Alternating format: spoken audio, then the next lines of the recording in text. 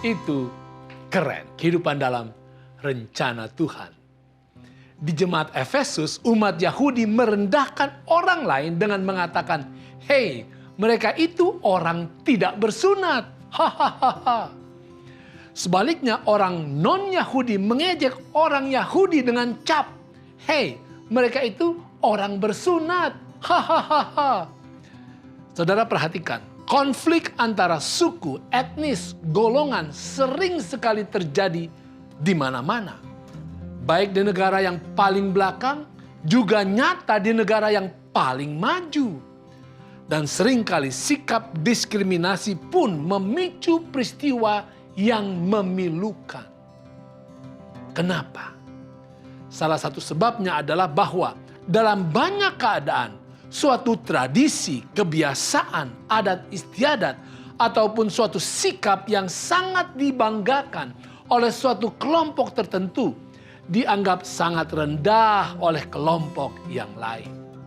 Suatu kebanggaan dihina, maka tentu sakit hati dan kemarahan terbit. Artinya, keunikan kelompok sering menjadi penyebab konflik etnis.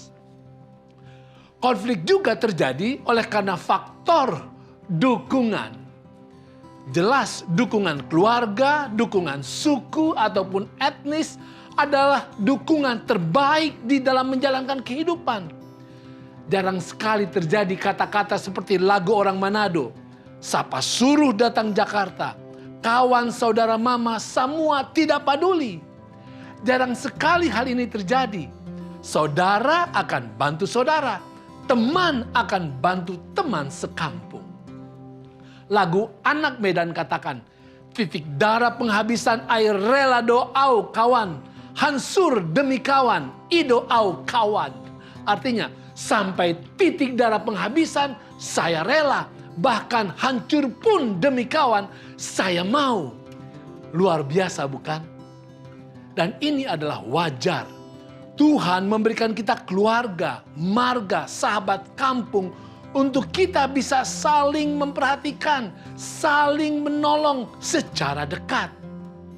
Artinya, survival seringkali menjadi dasar konflik etnis. Karena ketika bertemu dengan survival kelompok yang lain, konflik besar terjadi. Alkitab katakan, "Tetapi sekarang di dalam Kristus Yesus, kamu yang dahulu jauh sudah menjadi dekat oleh darah Kristus. Karena dialah damai sejahtera kita yang telah mempersatukan kedua belah pihak dan yang telah merubuhkan tembok pemisah, yaitu perseteruan." Di sini Paulus mengungkapkan suatu kebenaran penting dan indah, yaitu bahwa di dalam Yesus persaudaraan, persahabatan, dan kesetiakawanan menjadi satu di dalam darah Yesus, Anak Allah yang turun dari surga dan telah menjadi kakak atau abang tersulung bagi setiap umat manusia. Di dalam Yesus, keunikan budaya dan keistimewaan gaya hidup kelompok tunduk di dalam kebenaran Yesus. Kepentingan dan pembenaran kelompok hilang di dalam kasih dan kebenaran Kristus. Itu sebabnya di antara umat Tuhan yang sejati tidak pernah akan terjadi perseteruan. Yesus buktikan, yang pertama, perempuan Syria yang dianggap anjing oleh orang Yahudi justru dianggap Yesus sebagai orang yang paling beriman. Yang kedua, orang Samaria yang dianggap paling hina ditunjuk Yesus sebagai orang yang paling peduli, bahkan lebih peduli daripada para pemimpin suku tertinggi seperti imam ataupun orang Lewi. Yang ketiga, orang Majus yang adalah para ahli dari negeri kafir.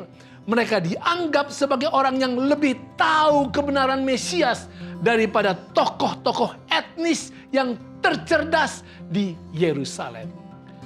Saudara, orang yang menerima Yesus sebagai juru selamat tidak akan melihat sesamanya dengan mata duniawi. Itu penyebab saling merendahkan, saling hina, dan saling injak. Jadilah bagian suku terhebat. suku keturunan anak Tuhan. Suku yang melihat setiap sesama manusia dengan mata Tuhan Allah. Pada budaya suku terhebat, setiap rakyatnya menghidupkan budaya Yesus, yaitu setiap orang yang kita temui dan berinteraksi, mereka adalah sasaran kasih dan kebaikan surga yang harus kita curahkan. Itu keren.